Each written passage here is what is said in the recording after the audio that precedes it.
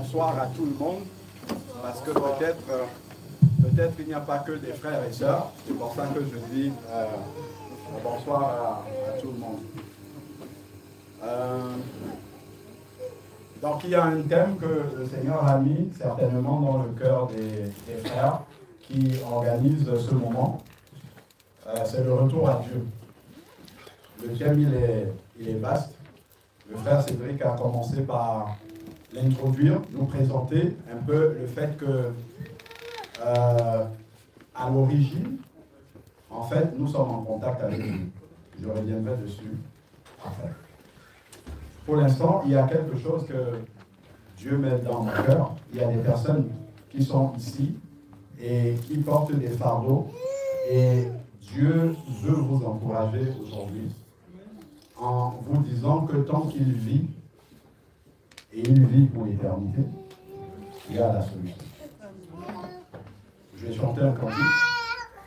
Et vraiment, je prie le Seigneur qu'il dépose les paroles dans ton cœur, mon frère, dans ton cœur, ma sœur, dans ton cœur, toi autre qui vient aujourd'hui et qui va retourner à Jésus-Christ. Parce qu'il vit,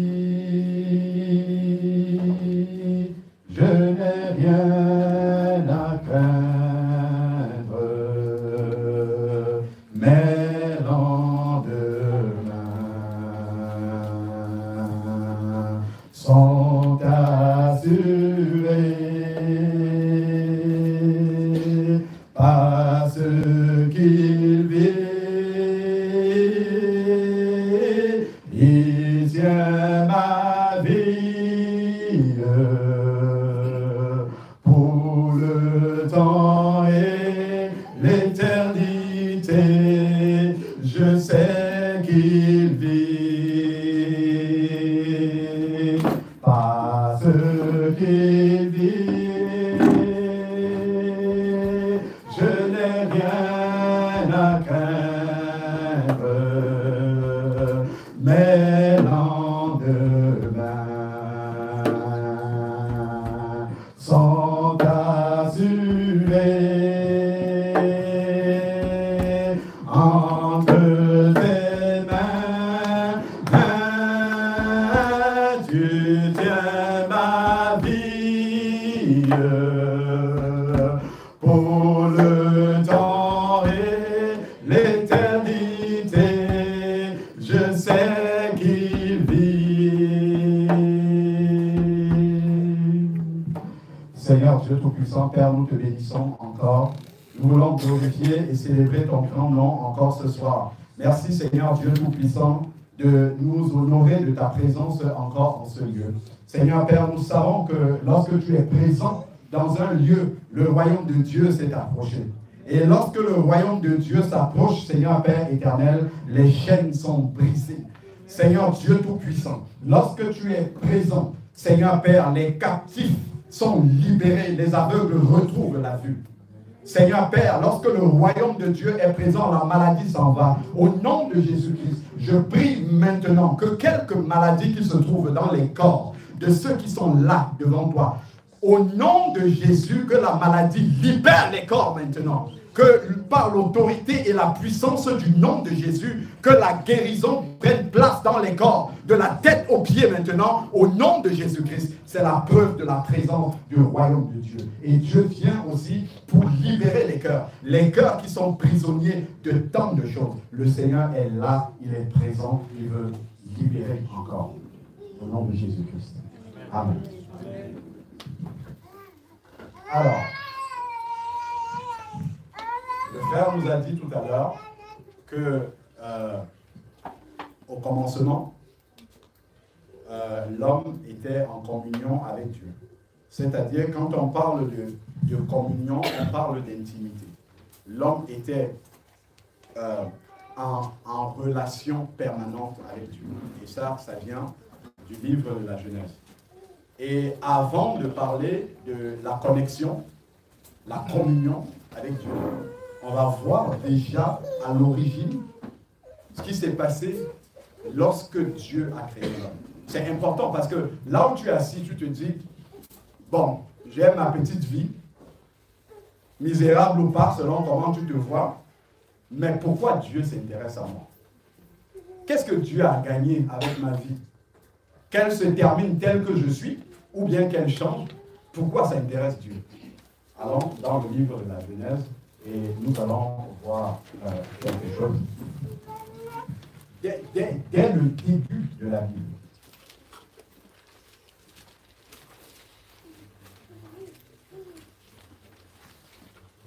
Alors,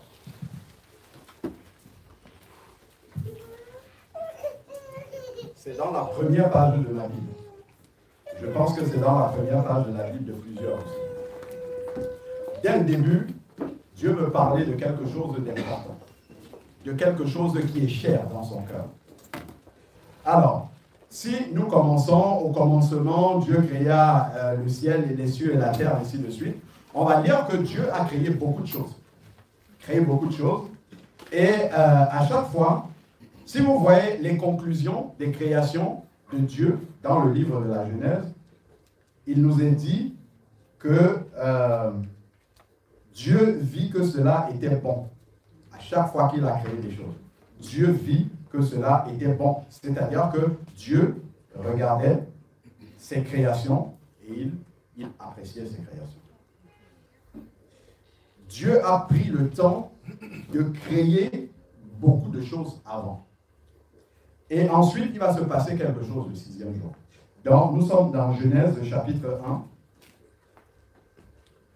au verset 26, après la création des animaux.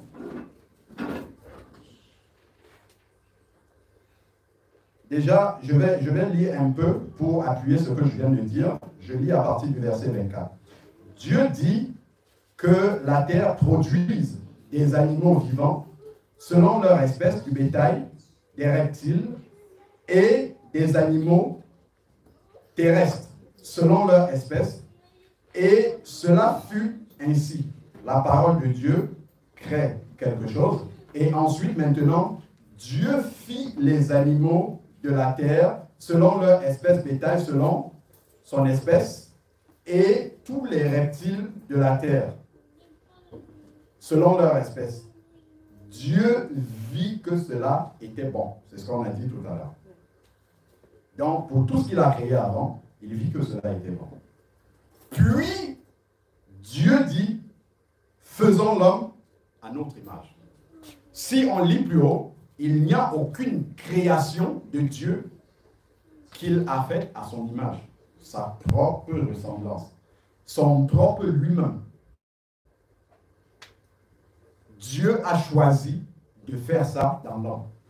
Ça, déjà, quand on voit un verset comme ça, ça doit nous arrêter. Même si j'ai une considération de moi qui est limitée à ce que je sais de moi, Dieu qui m'a créé connaît le potentiel qu'il a déposé dans l'être humain qu'il a créé, même si tu n'en as pas conscience. Dieu le sait. Parce que c'est lui qui a créé. Parce que c'est lui le créateur. Le frère tout à l'heure a pris le cas d'un téléphone. Seul le constructeur peut déterminer jusqu'à quel point la performance de son appareil, ce que son appareil est capable de faire. Seul le créateur est capable de le faire, de le savoir autant pour nous. Donc là où tu es assis, Dieu seul sait ce qu'il est capable de faire de toi. Lorsque tu regardes ta vie misérable, tu n'arrives à rien faire, mais Dieu sait ce qu'il peut faire de toi. C'est important de pouvoir le considérer. Donc, il a décidé de faire l'homme comme lui-même. Une manifestation de lui-même. Ça, c'est le projet que Dieu avait dans son cœur lorsqu'il a créé l'homme. Imaginons-nous donc la manière dont le cœur de Dieu peut saigner lorsque l'homme s'éloigne de lui.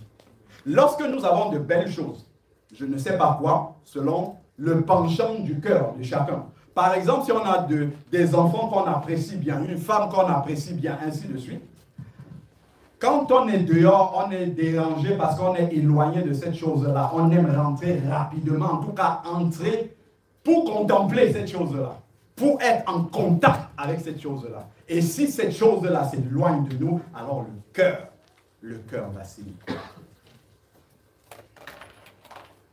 Tu te dis, moi, que je sois en communion ou pas avec Dieu, peu importe, il y a beaucoup d'autres personnes qui sont en communion avec Dieu. Quand Dieu dit « faisons l'homme à son image », il dit « je fais Jesse à mon image ». Je fais, je ne sais pas moi, Élise à mon image. Donc il prend personne par personne. Ce n'est pas global comme ça. Tout cela, ils vont satisfaire le cœur de Dieu. Toi, individuellement, si tu manques dans cette communion-là avec Dieu, Dieu n'est pas satisfait. Il y a quelque chose, il y a une partie de lui-même qui n'est pas là. S'il manque quelque chose dans mon corps, la maladie est là. Si quelque chose fonctionne mal, je vais totalement me sentir mal. Tout le corps.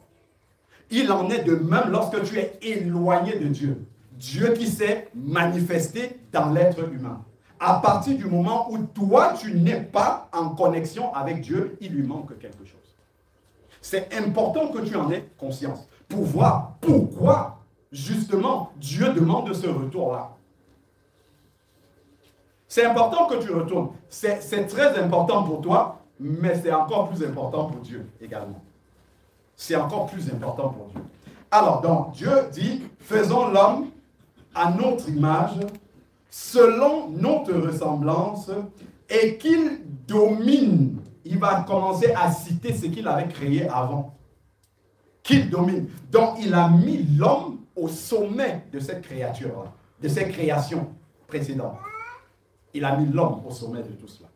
Donc, c'est la place que toi et moi devons occuper pour, comme le frère a dit tout à l'heure, pour être heureux, pour être épanoui, pour être là où nous devons, là où Dieu a prévu que nous soyons, c'est là que nous allons être épanouis. Si je suis en dehors de cet endroit-là, je ne peux pas m'épanouir et je ne peux pas foncer. Vous prenez une roue de voiture, à la place du moteur, vous mettez la roue, vous allez voir si la roue va pouvoir produire quelque chose. Rien du tout. Mais si on retire la roue du moteur et on la met à la place de la roue, elle va tourner et elle va produire des choses. Donc c'est lorsque nous sommes là où Dieu a prévu que nous puissions être, c'est là que tout ce potentiel-là va se manifester. Le potentiel que Dieu a prévu que nous ayons. Poursuivons. Donc ensuite, maintenant, et voilà, Dieu créa l'homme à son image, il créa à l'image de Dieu. On nous répète ça plusieurs fois. Voilà, c'est comme si ce n'était pas déjà évident, mais que Dieu nous avait créé à son image, mais c'est répété 2 fois. Le Saint-Esprit n'a pas fait l'erreur de remettre ça comme ça. C'est pour qu'on comprenne bien quelle est la place de l'homme dans le cœur de Dieu. Dieu ne cherche pas beaucoup de choses dans la Bible. 2 fois on voit Dieu chercher quelque chose. Il cherche Adam, qui est l'homme. Dans Jean, il cherche des adorateurs. Autrement, Dieu a tout. Il n'a pas besoin d'autre chose. Vous voyez? Il cherche l'homme, Adam, il cherche des adorateurs. C'est toujours l'homme, en fait. Pourtant, toute la création, la Bible nous dit, adore Dieu. Dans le livre d'Apocalypse, chapitre 5, il y a des myriades et des myriades de créatures célestes qui adorent déjà Dieu. On peut se dire, mais mon adoration, à quoi ça sert? Mais Dieu attend cette adoration. Parce que c'est l'adoration qui vient de celui qui est à son image. Alors, continuons. Donc, ensuite, maintenant, on va juste arriver sur une expression qui est là, dans ce verset-là. Ensuite, Dieu créa l'homme et la femme. Dieu les bénit et Dieu leur dit, soyez féconds. Voilà. Dès qu'il crée, la bénédiction est accompagnée de cette création-là. La malédiction vient quand il y a des problèmes. Mais quand Dieu lui l'a créé, il a créé pour bénir. On voit immédiatement quelle est la volonté de Dieu pour l'homme. Tout de suite, quand il crée, il bénit. Toi, ma soeur qui attend un enfant. Dieu dit, soyez féconds. Ça, c'est la volonté de Dieu. Donc, en priant pour que Dieu bénisse le fruit de tes entrailles, il faut savoir quelle est la volonté de Dieu. Tu peux avoir accepté une telle situation et dire, bon, ok, Dieu veut que je sois stérile parce que cette stérilité-là glorifie Dieu. Il peut déjà avoir un problème à ce niveau. De la connaissance de ce Dieu-là. Parce que tu vas retourner à quelqu'un que tu ne connais pas. La motivation même d'y retourner ne sera pas là parce que tu ne le connais pas suffisamment. Alors, donc, continuons maintenant. Donc, il est béni, il dit, soyez féconds. Alors, voici, ensuite, Dieu va dire, voilà, il dit, voici, je vous donne toute l'herbe portant de la semence. Dieu avait prévu, déjà avant de créer l'homme, la nourriture pour cet homme-là. Donc, Dieu est un père qui prévoit, qui anticipe. Parce que souvent, on prie Dieu pour présenter une situation, mais on se dit que Dieu est surpris par cette situation-là. Dieu n'est pas surpris. Avant de créer l'homme, il avait anticipé que cet homme-là aura besoin de ça, de ça, de ça, et Dieu l'a fait avant. Alors, donc ensuite, maintenant, poursuivons notre lecture. Et portant de la semence, ce qui sera sa nourriture, votre nourriture, et tout animal de la terre, tous les oiseaux du ciel, et à tout ce qui se meut sur la terre, ayant en soi un souffle de vie, je donne toute l'herbe verte pour nourriture. Et cela fut ainsi. Tout ce que Dieu dit s'accomplit. Dieu vit tout ce qu'il avait fait, et voici, cela était... Ça change. Il y a un trait. Devant bon, cette fois-ci, il y a un trait. Moi, j'ai souligné ça dans ma vie. Quand Dieu m'a créé, moi, je ne suis pas orgueilleux, enfin peut-être, je ne sais pas, mais quand il m'a créé, pas moi Alain Patrick, et moi, être humain, il a vu que c'était très bon par rapport aux autres créatures. Dieu a vu que cela était très bon. Ça, c'est important. Ça veut dire que l'homme, déjà, occupe une place fondamentale dans le cœur. Ensuite, maintenant, on ne va pas lire tous les livres de la Genèse. Dieu va donner des instructions à l'homme. Dans Genèse chapitre 2, en lui disant de ne pas manger le fruit de la connaissance du bien et du mal. Mais malheureusement, l'homme va tenter des expériences, et cette expérience lui sera fatale. C'est là où la cassure va se créer entre l'être humain et Dieu. Dieu est saint. Dieu est parfait. Il a créé l'homme aussi saint pour que l'homme puisse demeurer en communion avec lui. Pour que celui qui est en communion avec Dieu doit être totalement saint comme Dieu est saint. Donc lorsque l'homme et la femme ont désobéi à Dieu, ils ont perdu cette sainteté-là. Ce qui fait que la connexion, la communion avec Dieu n'était plus possible. Et lorsque un enfant naît, la Bible nous explique que Dieu, lorsqu'il a créé l'homme, il a insufflé dans les narines d'Adam pour lui donner le souffle de vie. Et maintenant, lorsque un enfant naît, c'est Dieu qui insuffle, le frère l'a bien expliqué tout à l'heure, c'est Dieu qui insuffle la vie, qui donne l'âme. D'ailleurs, c'est Dieu qui redonne aussi. Donc, au commencement, malgré le péché, malgré que nos parents sont pécheurs, Dieu est au commencement de la vie de l'être humain. Malheureusement, à cause du péché, qui s'est transmis tel que la Bible nous l'explique, d'un être humain à un autre, lorsque un enfant naît, il est un enfant de Dieu, créé par Dieu, créé même pour Dieu, tel que le frère nous l'a dit. Mais il y a un autre père qui vient aussi, qui est le père adoptif, qui va venir se présenter aussi. À l'hôpital là-bas. Le père là vient aussi. Malheureusement. Et c'est lui qui repart avec moi. À cause du péché. Et il va commencer, dès la sortie de l'hôpital, à éduquer cet enfant-là selon son éducation.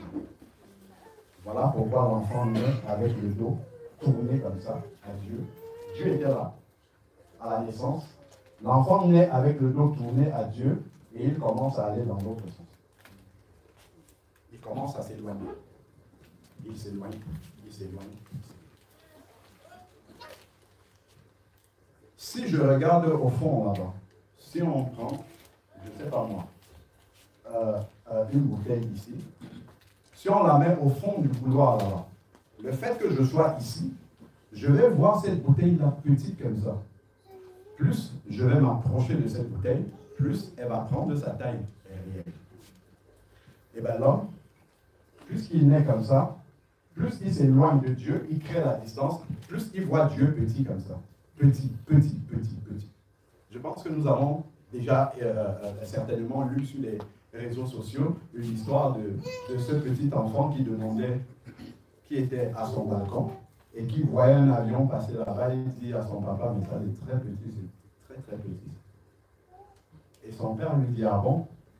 Attends, je vais te montrer quelque chose. Son père a amené ce petit gamin-là, il a réussi à arriver à côté des pistes d'atterrissage. Et il lui a montré de près, il dit, ce que tu as vu voler là comme ça, voici à quoi ça ressemble en réalité. Quand l'enfant était près de l'avion, l'avion était immense. Mais quand il était éloigné, c'est ça avec Dieu. Lorsque je suis près de Dieu, lorsque je suis en communion avec Dieu, je vois Dieu grand comme ça dans ma vie et sans limite. Mais plus je m'éloigne du Seigneur, plus il devient petit. Voilà pourquoi même si tu es converti, même si tu es déjà à Dieu, chaque jour, davantage, il faut te rapprocher de ce Dieu-là. Il faut le connaître davantage parce qu'il va grandir au fur et à mesure à tes yeux. Et toi, plus Dieu grandit, en fait, plus tu prends conscience que toi aussi tu grandis avec lui. Parce que ce Dieu-là, si tu es converti, habite en toi. Donc plus Dieu est grand, plus tu vois la manifestation de ce Dieu-là en toi et il n'y a plus de montagne devant toi. Il n'y a plus de limite devant toi. Alléluia. Bien souvent, nous partons dans des échéances, dans tout ce que nous rencontrons. Nous partons nous-mêmes en oubliant que c'est le Dieu vivant qui habite en nous, quelles que soient les situations de la vie. Si je suis en communion avec ce Dieu-là, il n'y a aucune montagne qui est devant moi qui sera trop élevée pour ce Dieu-là. Nous comprenons pourquoi, en fait, il ne faut pas rester éloigné de Dieu.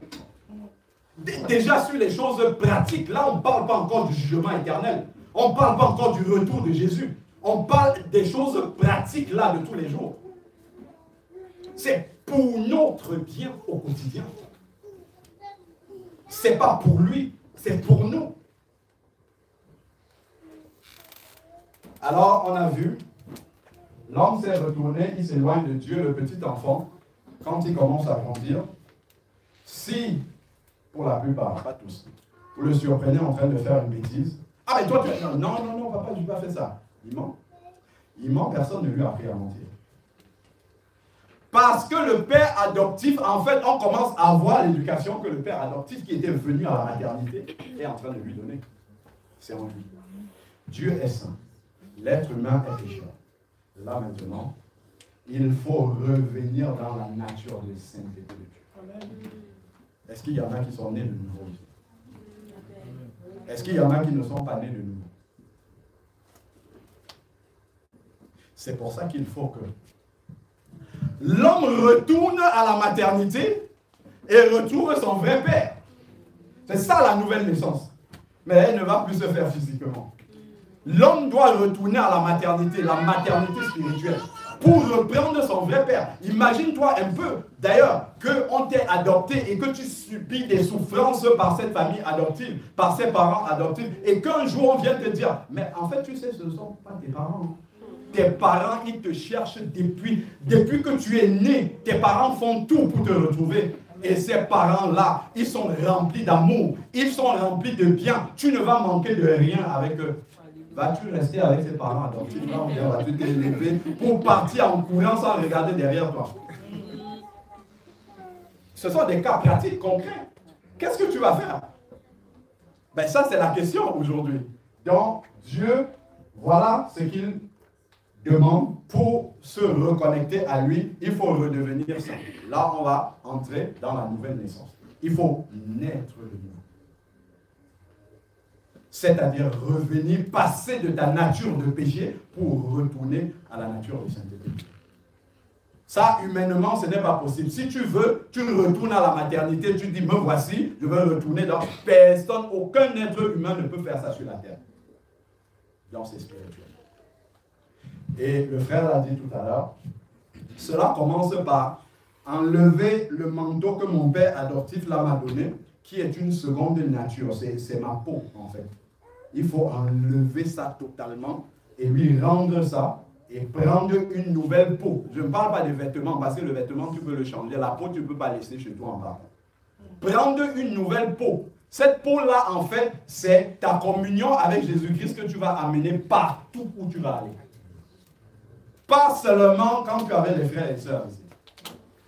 Si là où tu es, au travail, à l'école, je ne sais pas moi, partout où tu es, si tu agis et marches comme un païen, où tu as une connexion, comment on dirait, fluctuante qui varie en fonction de celui qui est à côté de toi, il faut que tu reviennes pour te connecter réellement avec ce Jésus-Christ. C'est que tu le vois encore petit comme ça. Tu dois te connecter, rester connecté tout le temps et il a donné les moyens pour le faire. En passant par la nouvelle naissance. Donc, la nouvelle naissance, le frère l'a annoncé, il faut enlever ce manteau, c'est ce qu'on appelle la repentance, celui qui cache ses transgressions ne prospère. Proverbe 28, verset 13. Mais celui qui les confesse, c'est déjà avouer que j'ai un mauvais manteau qu'il faut que je change. Et qui les délaisse confesser, c'est bien. Oh Seigneur, pardonne tous les jours le même péché. Non, il y a un problème de sincérité. Avec Dieu, c'est la sincérité et Dieu est vrai et il va te tester. Le péché pour lequel tu te repens, Dieu va te tester dessus pour voir si tu étais sincère. Si le fond de ton cœur, c'était ça réellement, Dieu va le tester. Dieu va, et il va te faire voir que tu étais soit en train de plaisanter, soit que tu étais réel, soit que tu étais vrai. Je ne suis pas en train de dire que dès la repentance, tu auras la victoire le lendemain. Ce n'est pas ce que je dis. Mais si toi, dans ta conscience, Dieu va parler à ta conscience pour que tu vois que tu n'étais pas sincère. Ce n'est pas ça le vrai retour à Dieu. Le retour à Dieu, c'est un cœur à cœur. Si tu retournes à Jessie, Jessie ne peut pas t'accompagner partout. Mais le retour à Dieu, Dieu va t'accompagner partout. Même si tu rentres dans tes toilettes, tu es éteint, Dieu est là avec toi et il voit ce que tu fais. Ce n'est pas parce que les frères et sœurs n'ont pas vu et n'ont pas connaissance et que tu as une peau d'agneau devant les frères et sœurs, alors que chez toi, tu es un démon. Ça, en fait, tu es en train de te mentir à toi-même. Tu es déconnecté de Dieu. Quand on te voit, la manière dont on te voit ici, c'est la manière dont tu dois être partout. Quand tu as conscience que tu es connecté à ce Dieu. Parce qu'il n'y a pas un moment où Dieu, lui, te laisse. C'est toi qui le laisses pour partir. Si tu dis, quand j'entre dans mon travail, j'enlève le manteau de Dieu, je le pose là, je vais le reprendre tout à l'heure, il y a un problème. Et tu n'as pas été connecté. Parce que déjà, tu auras besoin de lui là. Dans la repentance, c'est pas je m'en vais derrière comment on appelle ça pour me confesser à un homme. Non, pas du tout. C'est une repentance sincère vis-à-vis de ce Dieu-là. Le baptême, c'est un engagement de bonne conscience vis-à-vis d'un homme. C'est vis-à-vis de Dieu. C'est retourner dans la vérité avec Dieu, dans la sincérité avec lui. C'est ça le véritable retour que le Seigneur veut. Je me repens de mes péchés. Je confesse Jésus-Christ de ma bouche. seul avec lui.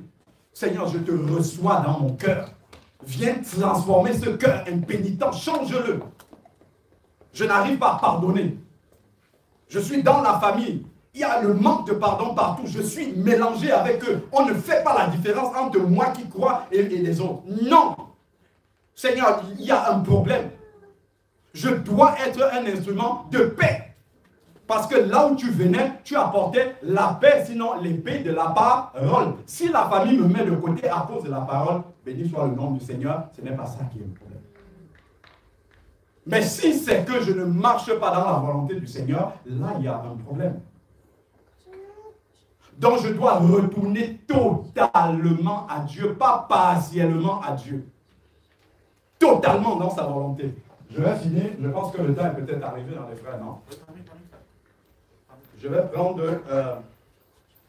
ça c'est la repentance. Prenons Matthieu chapitre 14.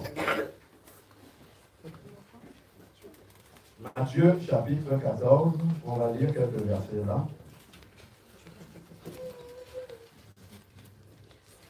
Voilà.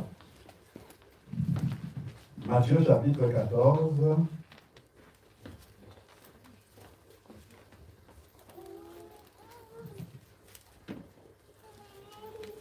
Alors, on peut prendre la partie du verset 15. Il est écrit, le soir étant venu, les disciples s'approchèrent de lui, de Jésus, et dirent, ce lieu est désert et l'heure est déjà avancée.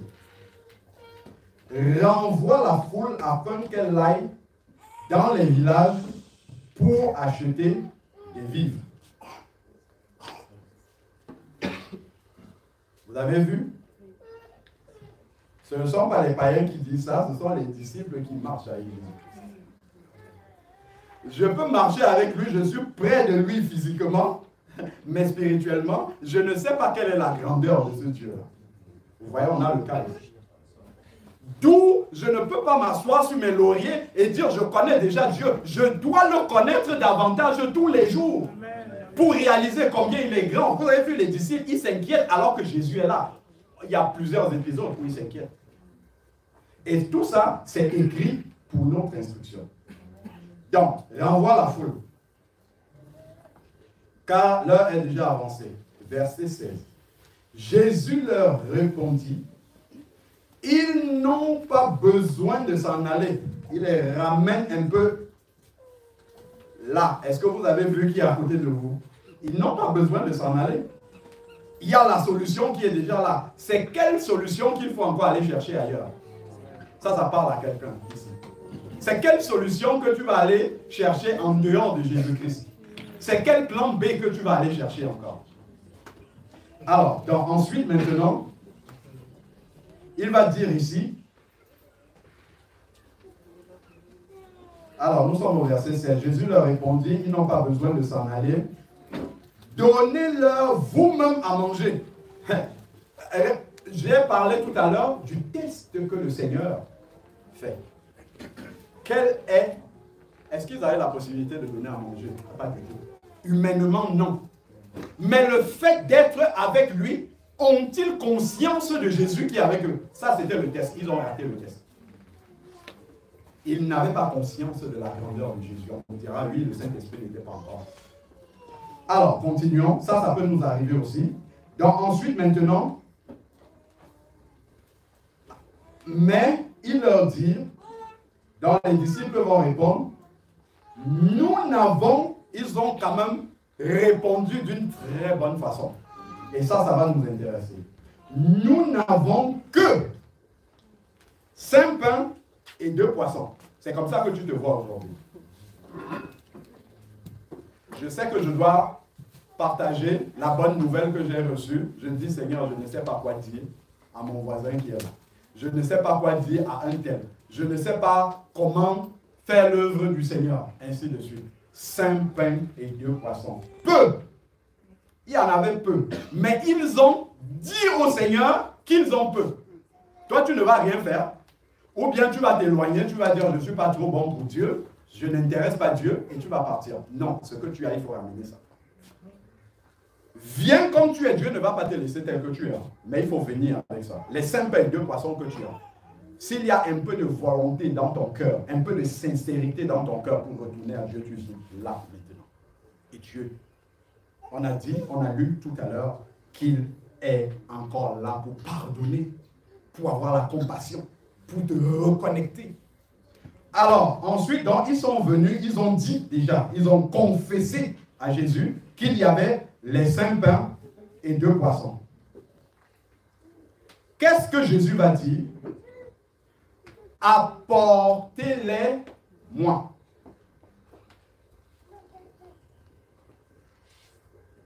Pas 4 pains et 1 poisson.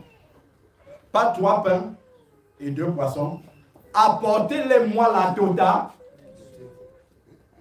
Si tu apportes un peu à Jésus, toi-même tu vas voir le résultat. Le frère l'a dit différemment. Il a parlé de un pied dedans et un pied dehors. Si c'est comme ça que tu marches, tu ne peux pas aller bien loin. Il faut que les 2 pieds soient en Jésus-Christ. S'il y a un pied qui veut faire comme ça, il faut le ramener vite.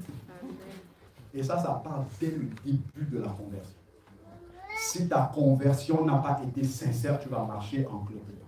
Il faut que tu aies été vrai avec Dieu dès le début. Ça, c'est important. Parce que quand on parle du retour à Dieu, en fait, pour celui qui est déjà né de nouveau, ça peut lui arriver de tomber.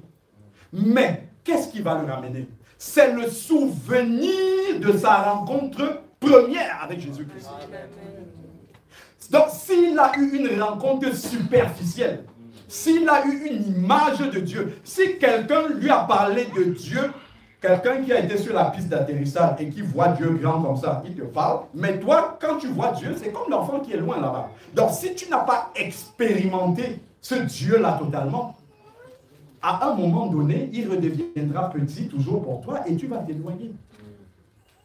Donc, c'est cet amour premier, c'est ce qu'il dit à l'église d'Éphèse dans le livre d'Apocalypse. Souviens-toi d'où tu es tombé. Pour te souvenir, il faut qu'il y ait eu un endroit où tu étais totalement connecté avec Dieu et tu pourras discerner qu'il y a eu un problème à cet endroit et revenir et continuer. Mais si ta connexion dès le début a été superficielle avec Dieu en dents de scie, il y aura un problème dans ta marche. Voilà pourquoi je t'invite, mon frère, je t'invite, ma soeur, à avoir une vraie repentance, une vraie conversion, une authentique conversion biblique avec Dieu. Celui qui est totalement converti à Jésus-Christ, il va partir, si ça lui arrive, parce que encore ça, ce n'est pas certain, mais il se souviendra toujours de ce qu'il a vécu avec le Seigneur, de ce qu'il a expérimenté avec le Seigneur. Quand le père adoptif va revenir, il va lui proposer des choses. Il va se souvenir de ce qu'il a vécu dans la vraie maison où il devait être. Il va dire non. Tu m'as longtemps leurré. Tu m'as longtemps trompé avec ça. La vérité, ce qui est bon pour moi, c'est là-bas. Mais si tu es parti là-bas, en étant un peu là-bas, un peu ici, tu seras partagé et tu ne sauras pas réellement ce qu'il y a. Parfois même, tu vas pouvoir t'éloigner de Dieu sans même t'en rendre compte que tu es en train de t'éloigner de lui parce que tu n'as jamais été près de lui. Tu ne sais pas ce que c'est d'être près de lui. C'est parce que tu sais ce que est ça. Je pense que c'est dans Pierre où il dit si vous avez goûté que le Seigneur est bon. Désirez comme le lait non frelaté de la parole de Dieu. Désirez-le. Quelqu'un qui est né de nouveau, authentique. Vous avez vu les bébés qui sont là. Quand ils ont faim, ils commencent à pleurer. On ne peut plus respirer parce qu'ils ont besoin du lait. C'est ça, si on doit te pousser pour que tu lises la Bible, il y a un problème. Il y a un problème, le bébé là, il n'y a pas besoin. Si on commence à le bousculer pour lui donner du lait, il faut l'amener rapidement chez le pédiatre. C'est qu'il y a un problème. C'est naturel. Si tu es réellement né de nouveau, c'est naturel. La parole de... Parce que tu sais que la parole de Dieu te permet de voir ce Dieu-là de plus en plus grand. Parce que Dieu se révèle dans sa parole. Il ne se révèle pas ailleurs.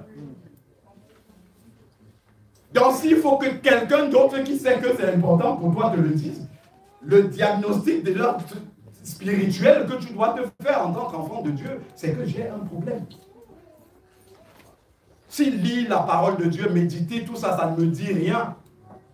Ça veut dire qu'il y avait un problème. Si c'est arrivé à un moment donné, le souvenir de ce que tu expérimentais en faisant ça avec Dieu va revenir et tu partiras. C'est le Saint-Esprit qui fait ça. Il n'y aura même pas besoin qu'un frère, ça peut arriver, une sœur t'exhorte là-dessus. Le Saint-Esprit même va parler dans ta conscience et te dit tu as abandonné ton premier amour, retourne-y.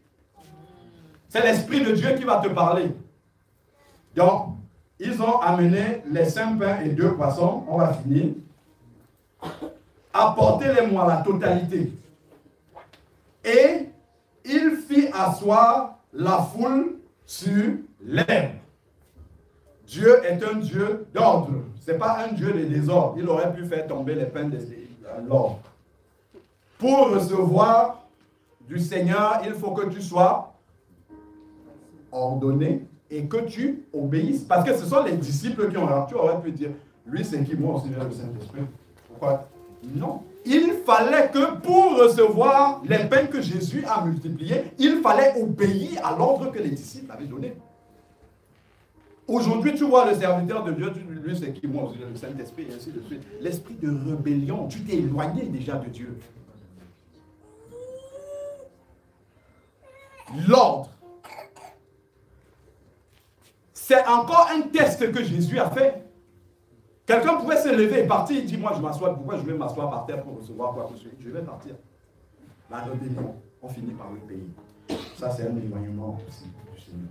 Alors, donc ensuite, il les a fait asseoir. Alors, nous sommes à quel verset? 19, 20, merci beaucoup mes frères. Donc, il les fit asseoir sur l'herbe. Voilà. Prit les 5 pains et les 2 poissons. Maintenant, la totalité de ta vie est dans la main du Seigneur. Tu lui as donné. Voilà maintenant ce qu'il peut en faire. Parce que c'est complet dans la main du Seigneur. Là, il va commencer à faire quelque chose de ça. Sinon, il va t'envoyer d'abord.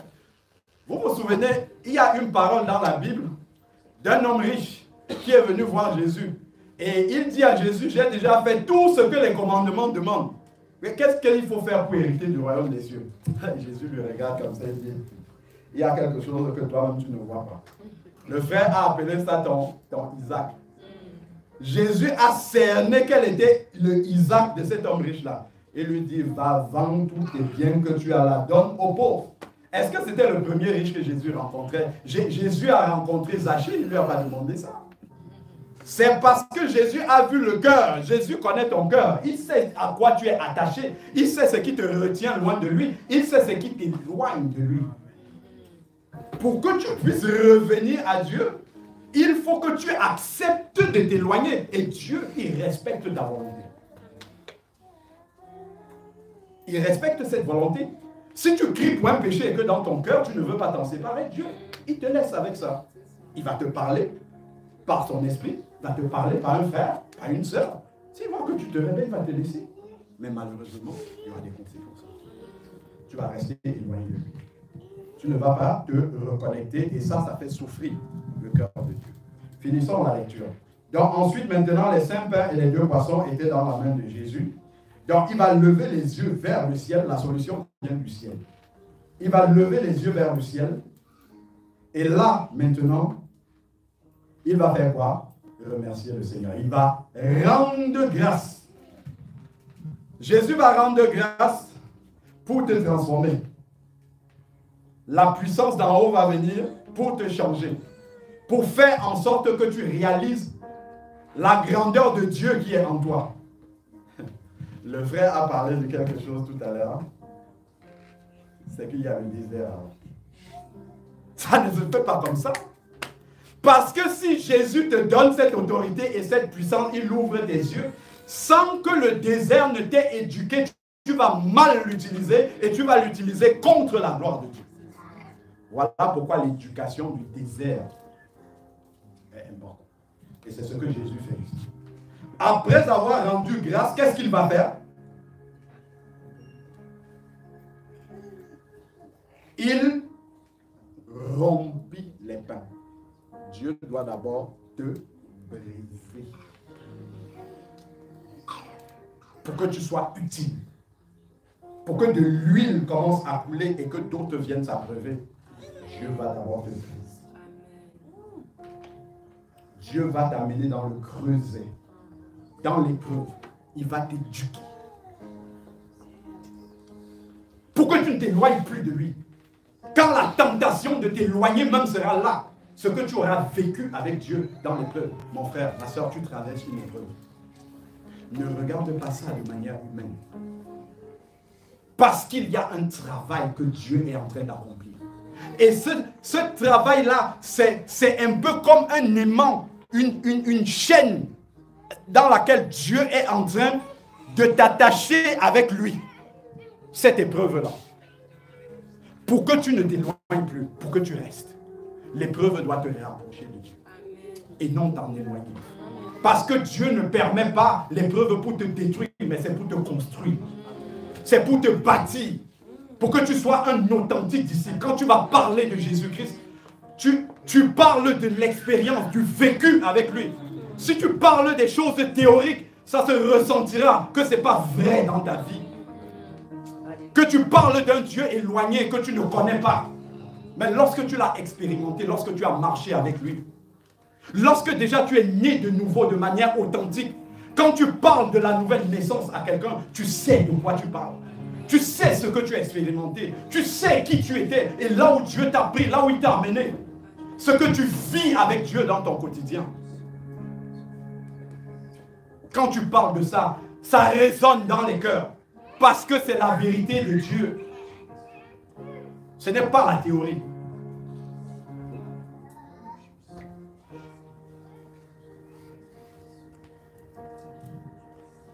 Lorsque le Seigneur m'avait attiré la main, j'ai écouté un message sur la nouvelle naissance et ça m'a retourné l'estomac. J'avais appris qu'on pouvait prendre un temps de jeûne avec le Seigneur. Je l'ai fait sans même comprendre quels pouvaient en être les impacts. Mais ce temps que j'ai passé dans la présence de Dieu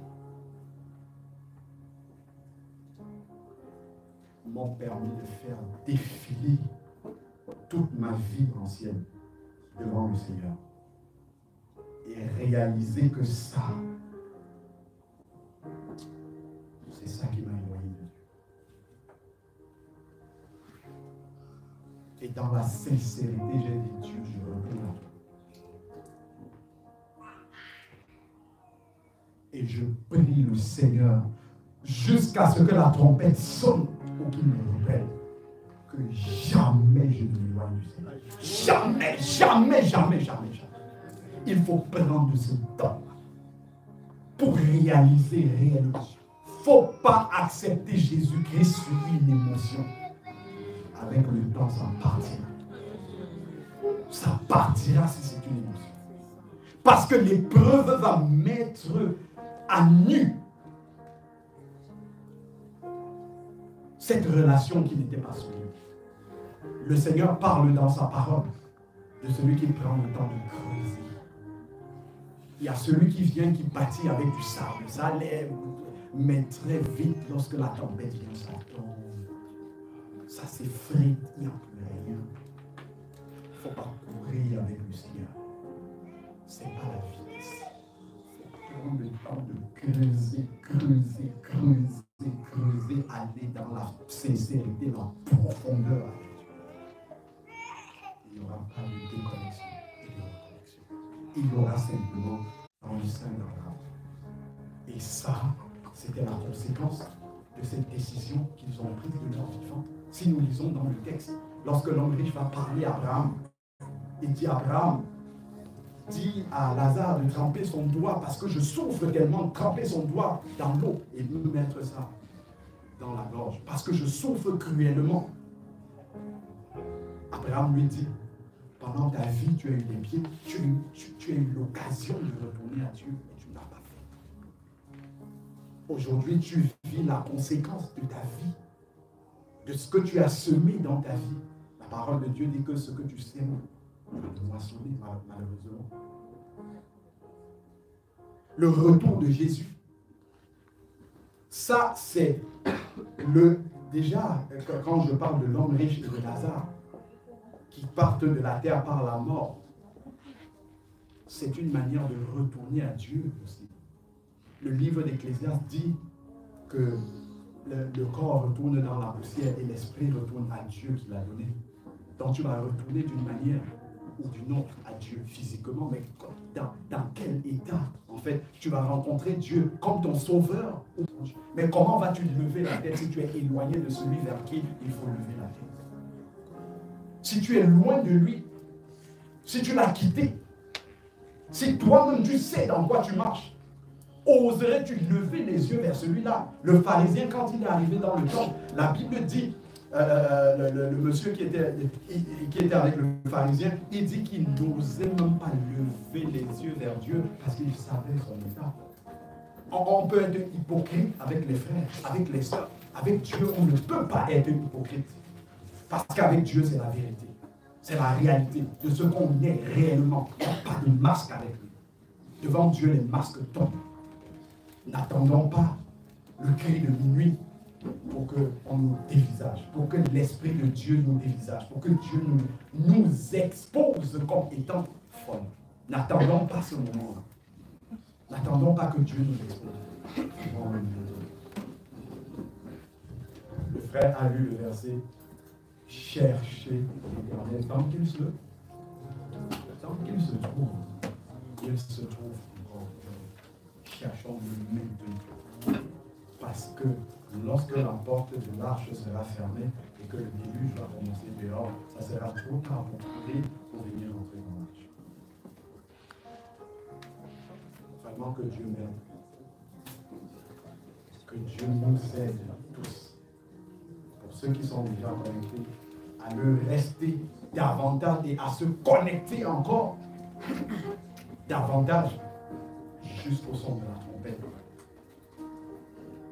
Et pour celui qui sait qu'il est loin, de revenir aussi. Sans attendre ce moment-là, ça sera trop tard. Parce que la patience de Dieu, on dit elle est infinie, mais à un moment donné, si on lit dans Genèse 7, lorsque Noé est entré dans l'arche, c'est Dieu qui a fermé. Ce n'est pas Noé qui a dit le temps est fini, c'est Dieu qui a fermé la porte. Et lorsque Dieu ferme la porte, il ne va pas l'ouvrir derrière, parce qu'il a donné suffisamment de temps pour pouvoir après ça. Donc vraiment, soyons conscients. Seigneur Dieu Tout-Puissant, Père, nous voulons encore vraiment, Seigneur Dieu, te rendre grâce pour cette parole, pour ce thème que tu nous apportes aujourd'hui. Seigneur Dieu, nous sommes conscients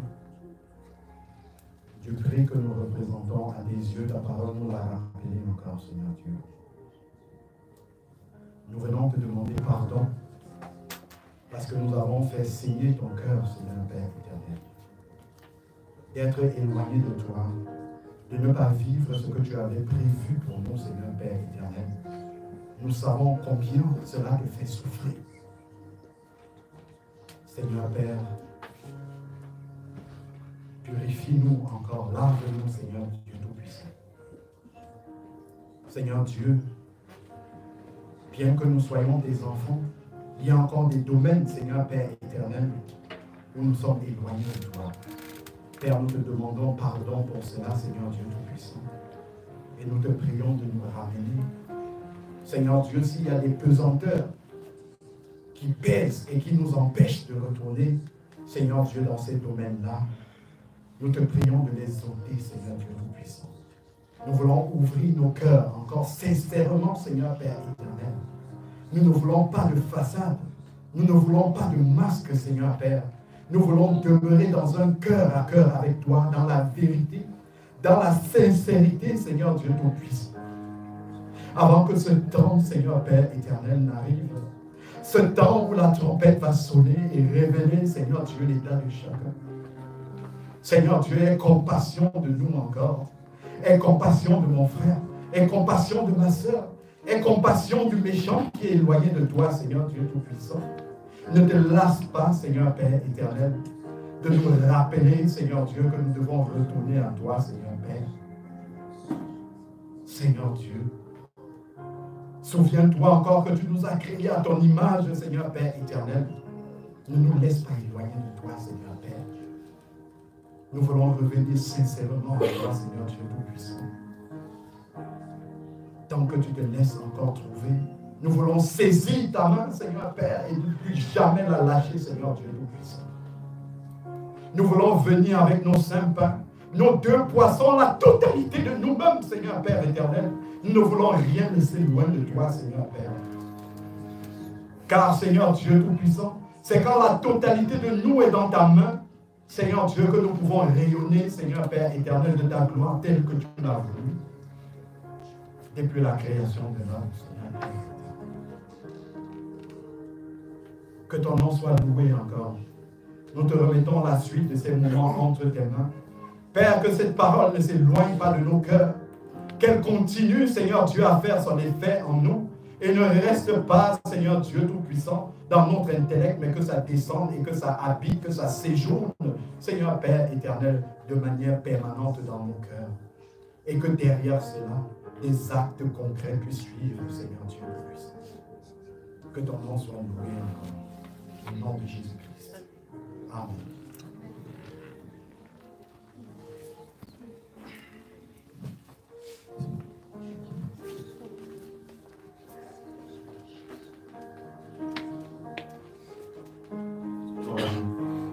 Merci Seigneur pour ce message que tu nous as donné. Que nous puissions vraiment réaliser, mes bien-aimés dans le Seigneur, que Jésus revient. Nous sommes venus ici, par la grâce de Dieu, parce qu'il nous a donné le souffle de vie. Nous pouvons quitter cette salle et partir. Nous passerons l'éternité. C'est maintenant que le Seigneur nous convoque encore aujourd'hui pour nous faire ramener à lui. Réalisons les paroles qui sont dites.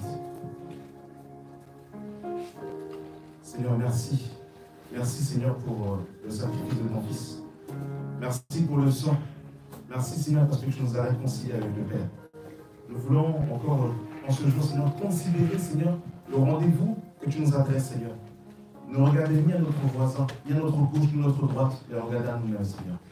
Ne pas nous trouver trop sages dans nos propres yeux, mais regarder à ton standard.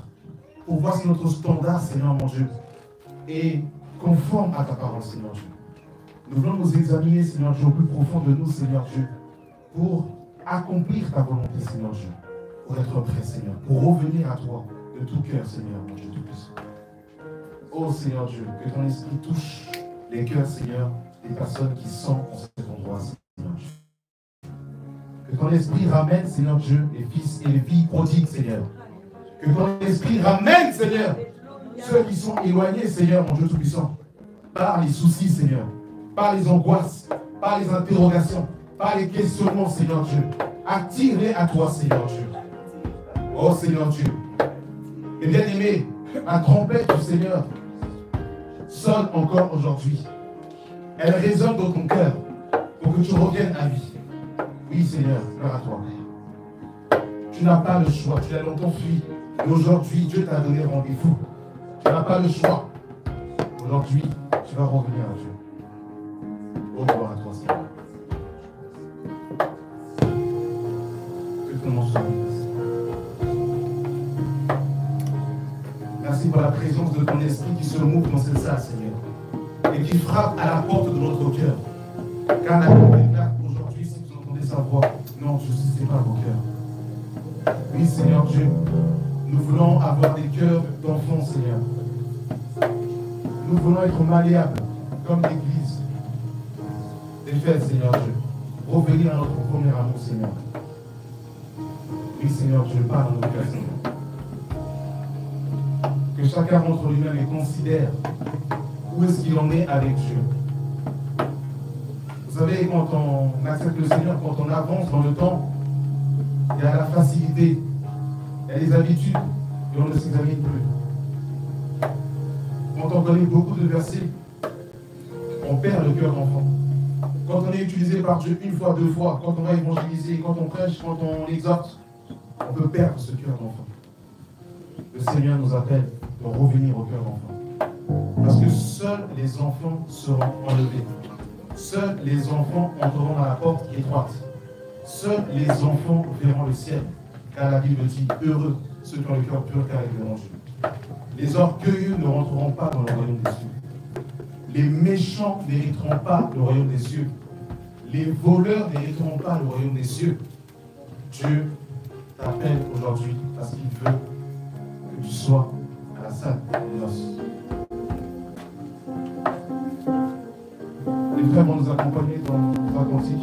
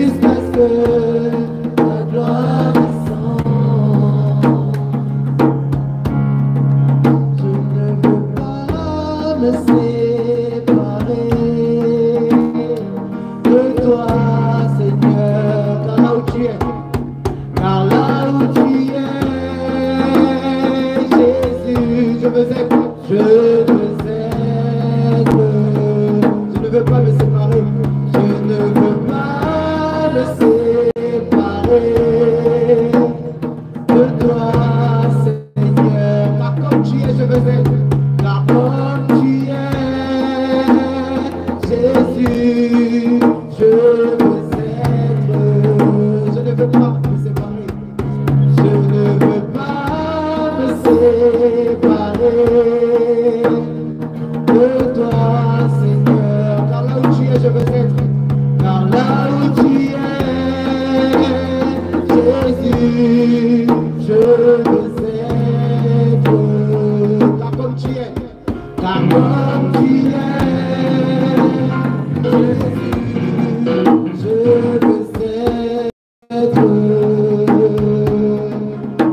ne veux pas me séparer de toi, Seigneur. Le retour à Dieu, par là où tu es, Jésus, je veux être. Faisons cette prière ensemble. Je ne veux pas me séparer, je ne veux pas me séparer de toi, Jésus, de toi, Jésus. Par là où tu es, par là où tu es, Jésus, je veux être. Sans ta présence, Jésus, je ne suis rien. Je ne suis rien. Sans ta présence, Jésus, je ne suis rien. Sans ta présence, Jésus, je ne suis rien. Sans ton amour, oh Jésus, je ne suis rien. Sans ton onction, Seigneur. Sans ton onction, Jésus, je ne suis rien. Sans ta paix, Jésus, je ne suis. Sans ton amour, Seigneur, je ne suis rien. Sans ton amour, Jésus, je ne suis rien. Car là où tu es, car là où tu es, Jésus, je veux être. Car comme tu es, je veux être. Car comme tu es, Jésus, je veux être. Ils ont lu cette prière, car là où tu es, car là où tu es, Jésus, je veux être. Le retour à Dieu, car comme tu es, je veux être. Car comme tu es, Jésus, je veux être. Sans ton amour, Jésus, je ne suis rien. Sans ta présence, Seigneur.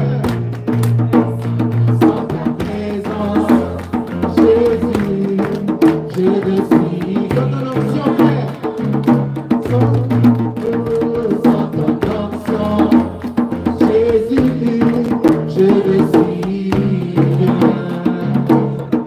Sans ton amour, Jésus, je ne suis rien. Moi, je ne veux pas me séparer. Je ne veux pas me séparer de toi, Seigneur. Le premier amour, Seigneur, plus que jamais. Là où tu es, Jésus, je veux être. Dans ta sainteté, Père, je veux être. Je ne veux pas me séparer de toi, Seigneur. Là comme tu es, je veux être. Là comme tu es, Jésus, je veux être. Sans ton amour, Jésus, je ne suis rien.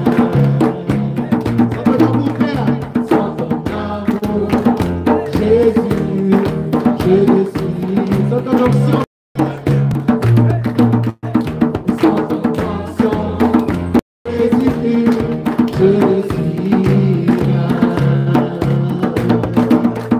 Sans ta couverture, Jésus, je ne suis. Sans ta couverture, Père. Sans ta couverture, oh Jésus, je ne suis. Sans ton alliance, Jésus. Sans ton alliance, Jésus, je ne suis. Sans ton sang, Seigneur Jésus. Oh, sans ton sang, oh Jésus, je ne suis. Sans ta croix, Seigneur Jésus. Oh, sans ta croix, Jésus, je ne suis. Sans ta parole, Seigneur. Oh, sans ta parole, Jésus, je ne suis. Par là où tu es, par là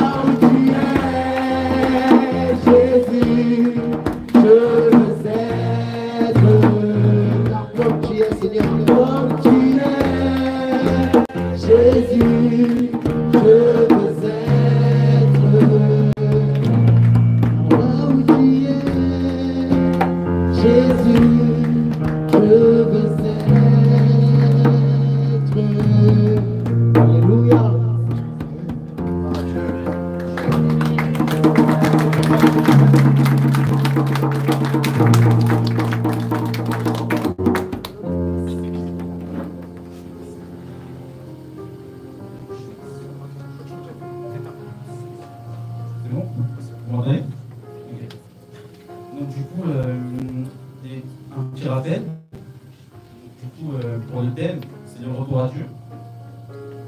Donc le thème, c'est le retour à Dieu. Donc cet après-midi, nous avons eu le frère Cédric qui a apporté un enseignement.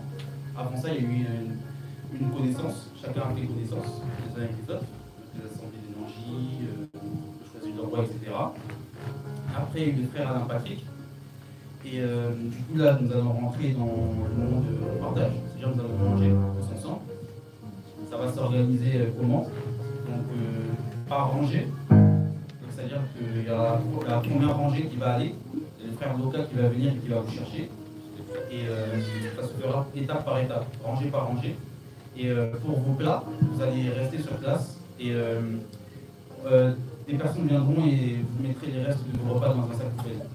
Et concernant les masques, vous pouvez les garder. Nous avons des gels hydroalcooliques à l'entrée pour ceux qui souhaitent se désinfecter les mains. Et également pour les manteaux, veuillez les mettre sur vos sièges parce que nous ne sommes pas responsables de ceci. Donc voilà pour la piqûre de rappel. Du coup, donc, nous allons rentrer dans le moment de repas. Donc soyez bénis et mangez bien. Et je vais prier pour le repas. Donc inclinons nos têtes. Merci Père pour ce moment que tu nous as permis d'avoir, Seigneur. Pour ce moment de partage éternel Dieu. Pour ce moment, Seigneur, que tu as fait, que nous puissions tous demeurer ensemble, Seigneur. Que ce moment que tu as permis, Seigneur, pour qu'on puisse te louer, t'adorer, Seigneur. Oh Seigneur Jésus, merci pour ce moment que tu nous permets d'avoir avec toi, Seigneur Jésus-Christ. Bénis, Seigneur, le repas que tu as permis qu'on puisse manger ce soir, Seigneur. Bénis ceux qui l'ont fait, Seigneur Jésus-Christ. Et que ce mets, Seigneur, puisse être agréable à nos palais, Seigneur. Merci, Seigneur Jésus-Christ. Bénis ceux qui l'ont fait, Seigneur, parce que c'est quand même une grâce et c'est un don. Que tu puisses leur rendre sans chute, Seigneur. Merci, éternel Dieu. Que ton nom soit glorifié, Seigneur Jésus-Christ. À toi la gloire et l'honneur.